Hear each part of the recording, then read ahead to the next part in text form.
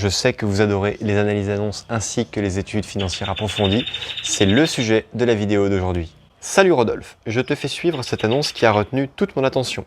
Moyennant 120 000 € de travaux, on peut créer dans cet immeuble particulier 11 à 12 chambres qui pourraient être louées aux alentours de 400 € chacune, donc grande colocation. La mise en place de prestations haut de gamme comme une salle de sport, un cinéma est compris dans ces 120 000 €. Le rez-de-chaussée est déjà loué et permet l'autofinancement sans aucun travaux. Le premier étage serait l'espace commun de la colocation. Le troisième et le quatrième étage accueilleraient chacune 5 à 6 chambres, toutes avec salle de bain et WC privatif. Peux-tu me dire ce que tu en penses ? C'est parti, on va aller sur le bon coin et après on va aller sur le calculateur des investisseurs intelligents. Je vous dis donc à tout de suite sur mon ordinateur. Nous voici donc sur mon ordinateur, donc on va étudier ensemble l'annonce que Quentin, donc un de mes participants, a envoyée pour que j'analyse cette annonce. Donc on y va, donc on est à Narbonne, c'est une annonce qui a été publiée le 22 avril dernier, donc ça fait 3 semaines grosso modo, prix 265 000, bon, même si j'aime pas regarder le prix, ça peut quand même donner une tendance, ça va surtout nous aider à remplir le tableau parce que je sais que Quentin est en cours de négociation. Apparemment, une petite négociation est possible, mais pas beaucoup parce que le bien vient d'arriver à la vente. Donc, je vais cliquer ici. Donc là, effectivement, la cathédrale de Narbonne. Donc ça veut dire qu'on est vraiment placé dans l'hypercentre. Ça, j'espère que c'est pas la toiture de l'immeuble parce que c'est pas terrible.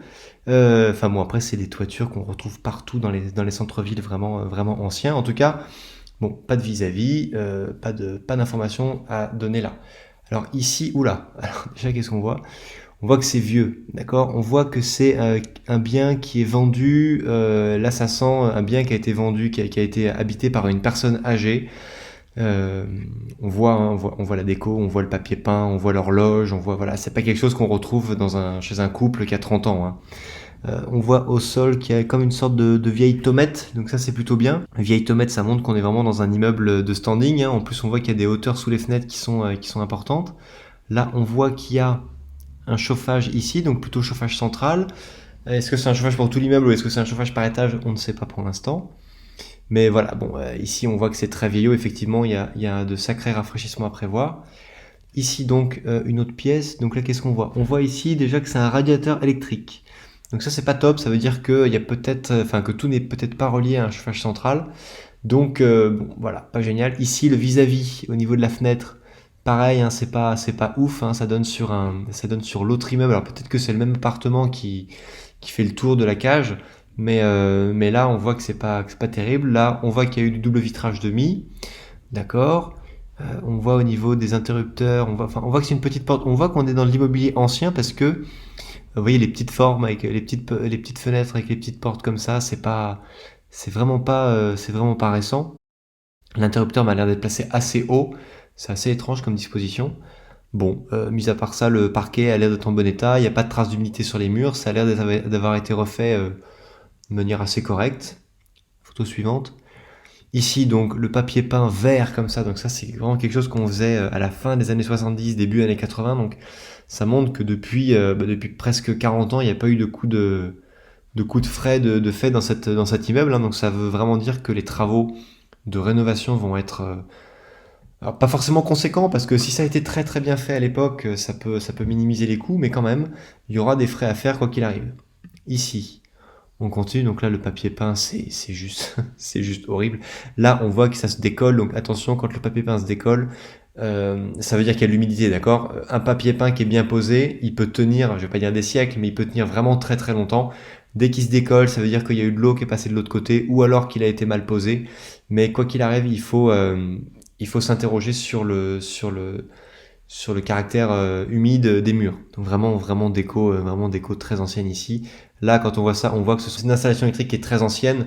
Là, il y a un indice, hein, là c'est ce qu'on appelle une porte secrète. Donc c'est une porte qui est complètement noyée dans le mur, on a de peine à le voir. Donc ça, c'est en général dans les immeubles vraiment très bourgeois, dans les appartements très bourgeois.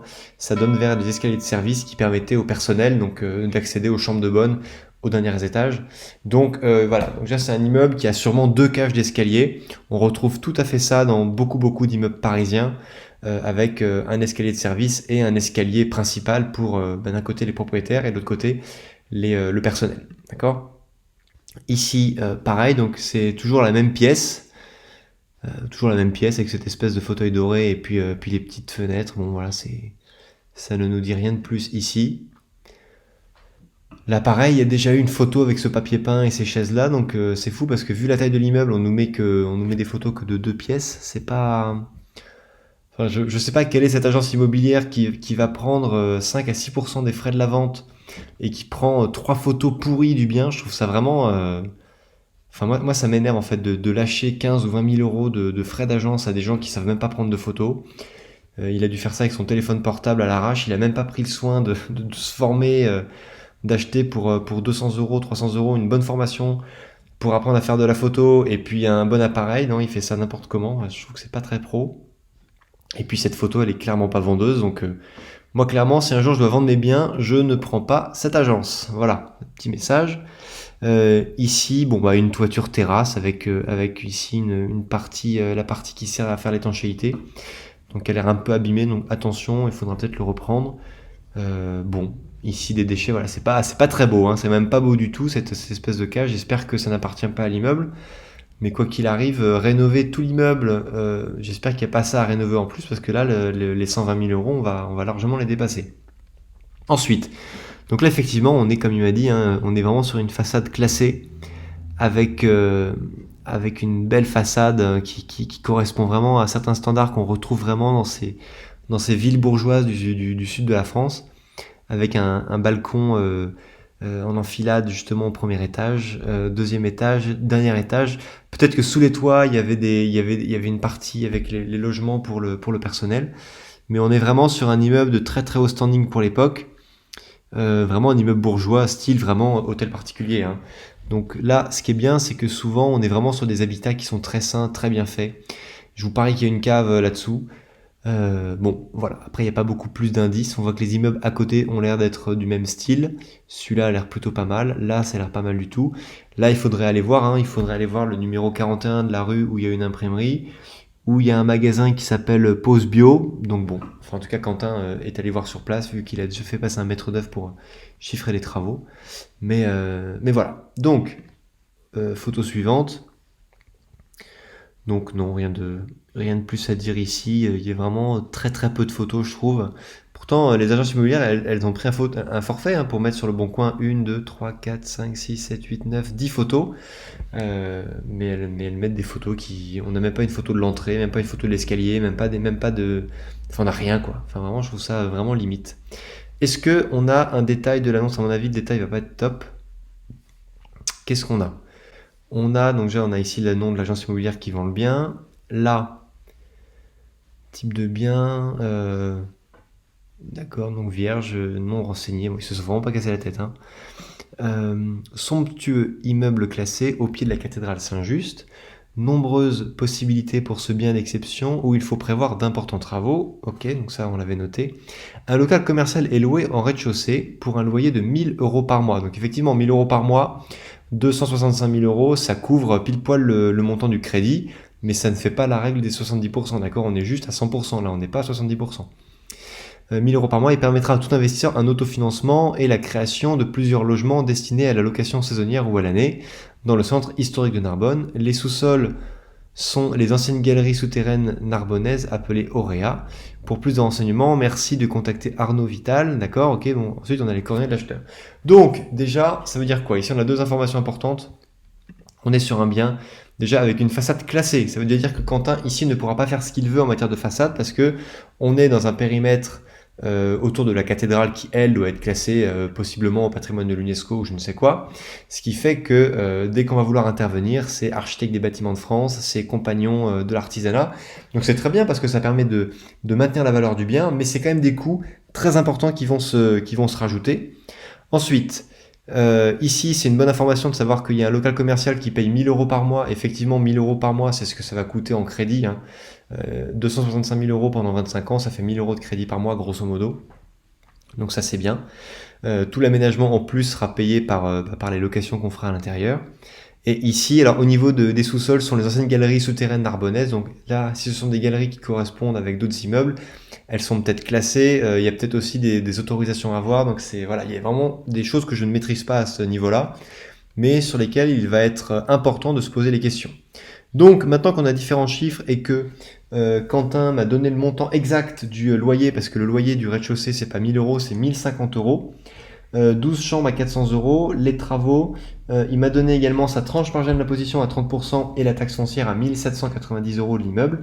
On va pouvoir remplir le tableau des investisseurs intelligents. Donc je clique ici et ça ouvre l'onglet. Donc je vous rappelle que ce tableau, vous pouvez le télécharger en cliquant sur le lien qui est situé juste sous la vidéo. Maintenant, on va le renseigner ensemble. Donc frais d'agence, on va être à 5% comme d'habitude. Alors en général, c'est 5, 6 ou 7%. Quoi qu'il arrive, vous pouvez toujours négocier pour que ce soit 5% TTC. Ensuite, au niveau de sa tranche marginale d'imposition, Quentin, lui, il est à 30%.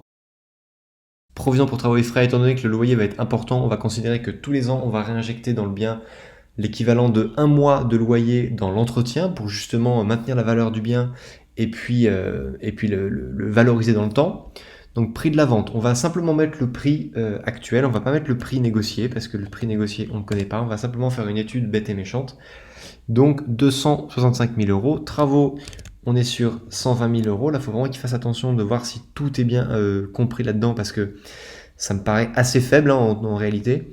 Taxe foncière 1790, provision pour travaux et frais, tout ça, ça va s'incrémenter tout seul. Donc, on va pas renseigner pour les 12 chambres 400 euros, on va faire 400 x 12.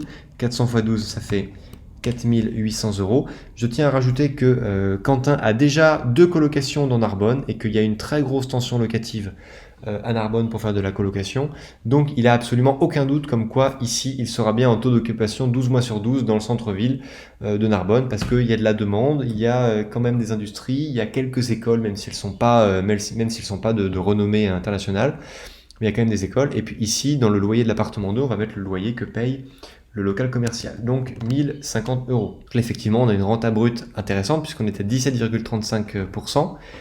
Charge annuelle de l'immeuble, donc ça, c'est des charges que lui va rajouter au-dessus. Donc là, ça va être des charges qui vont être payées en plus que les 400 euros par mois, qui vont servir à payer les différents frais d'électricité, d'abonnement internet, d'abonnement Netflix. En tout cas, il m'a dit qu'il voulait faire de la colocation haut de gamme avec de grands écrans, Netflix dans les chambres, mettre une salle de sport, enfin mettre tout ce que je vous ai lu en début de vidéo. Et donc là, et il m'a dit également, attendez, oui, il veut exploiter ça en SCI à l'IS. Voilà, il veut acheter avec son épouse et construire un patrimoine en SCI à l'IS. Donc là, on voit qu'en SCI à l'IS, sur le compte de la société chaque année, il va rester, une fois qu'on aura payé les impôts, il va rester 31 762. Donc ça, c'est 31 762 euros qui va rester sur le compte de la société, d'accord? Si vous voulez vous verser cet argent-là en dividende, vous avez le choix. Soit vous optez pour l'abattement de 40% et il y a 60% de ça qui va se rajouter à vos autres revenus. Soit vous optez pour la flat tax d'Emmanuel Macron, donc vous donnez 30% de ça à l'État, 30 000 euros, 3 x 3, 9, donc ça veut dire que vous allez donner 9 000 euros par an d'impôts, ce qui fait qu'il va vous rester dans la poche environ plus de 20 000 euros une fois que vous avez payé l'opération. Ici en LMNP, alors en LMNP, on dépasse largement les 23 000 euros, après il faut voir si ça reste les revenus majoritaires, mais attention au basculement en LMP, donc faites attention à ça. Quoi qu'il arrive, Quentin, dans son étude de marché, il a dit qu'il voulait faire ça en SCI-LIS. Donc 31 000 euros, effectivement, c'est ce qu'il peut gagner. Et après, mettre en apport, pourquoi pas pour d'autres investissements. Donc si dans une stratégie où il veut continuer à travailler, avoir le maximum de cash flow pour pouvoir se désendetter très rapidement, eh bien c'est le genre de bon produit, puisqu'en plus bien placé ici, c'est vrai que moi je connais un peu Narbonne pour y avoir passé quelques étés, c'est très très touristique, donc il peut même imaginer avoir des appartements loués en courte durée. Il y a beaucoup d'anglais à Narbonne. C'est une ville qui attire beaucoup de monde, qui est très très belle. Si vous la connaissez pas, je vous invite à la visiter. C'est vraiment très chouette, Narbonne. Donc voilà. Donc moi je pense que c'est très bien. Si je dois donner un conseil à Quentin au travers de cette vidéo, c'est de vraiment bien valider le poste travaux parce que faire 12 chambres plus la salle cinéma, la salle de sport, etc., effectivement c'est possible. Après on a vu que très peu de photos. J'essaierai de faire un complément de cette vidéo avec d'autres photos que Quentin doit m'envoyer. Mais quoi qu'il arrive, c'est un bien qui peut être intéressant et en plus, on est parti sur 265 000, donc sans négociation. Peut-être que Quentin va l'avoir à 240 000, cet immeuble, ce qui fait passer la rentabilité à quasiment 18,58%. Et ce qui donnerait un cash flow de 32 000 euros, ce qui est vraiment important. Un cash flow, je vous rappelle, en SCI, c'est bien ce qui est sur le compte de la société, c'est pas encore ce que vous avez dans la poche. Donc voilà, chers amis, cette vidéo est terminée. Si vous l'avez trouvée intéressante, n'hésitez pas à la liker. Donnez des conseils à Quentin si bien sûr vous avez déjà des immeubles de rapport et que vous avez une autorité à le conseiller, n'hésitez pas. En tout cas, je vous dis à très bientôt dans une prochaine vidéo. N'oubliez pas que crise ou pas crise, on fait la route ensemble. Ciao!